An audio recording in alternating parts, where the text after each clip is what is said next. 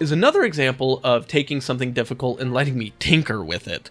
Fire Emblem Three Houses is a great game. It's only the second Fire Emblem game I've played, and there's like 15 years between those two games releasing. But the Three Houses adds a lot of options to help alleviate some of the friction of the franchise. For starters, there's multiple different difficulty settings you can adjust. You can change the difficulty of combat as a whole, but also separately, you can change whether or not your characters have permadeath.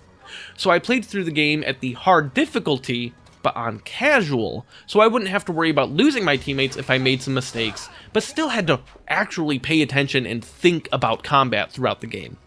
If I ever replay it, since it has a fairly large branching narrative that can change much of the back half of the game, depending on some of your decisions, I'll probably turn on the permadeath, because I understand the game a lot better now, especially in its second way that it mitigates the punishment of mistakes.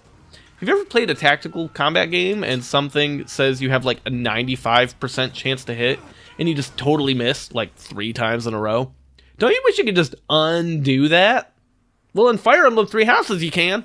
You have the Goddess of Time, or something, inside of you and can literally rewind combat a whole bunch of times in each mission.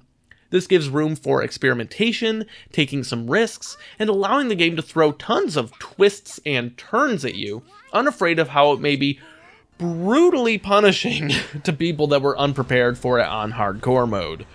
This is one of the most intricate ways to control difficulty and keep the game engaging, even if you're looking for a more laid-back romp through political critique on caste systems, nobility, and religious rule through military might. But like relaxing, while having some seriously questionable relationships for being what's basically a high school teacher. Okay, actually, I really like the teacher stuff, and I love my kids, but not really in that way, because, it's weird.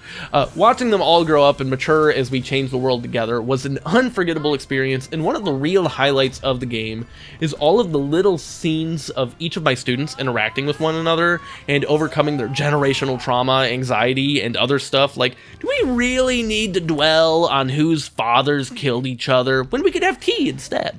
I'm keeping this little ranking segment very short, as I'll be a guest on Old Gamer's Almanac again with Hunter to talk about this in our mini-season we're doing about Nintendo intellectual property, not actually developed by Nintendo, but to keep it as brief as possible.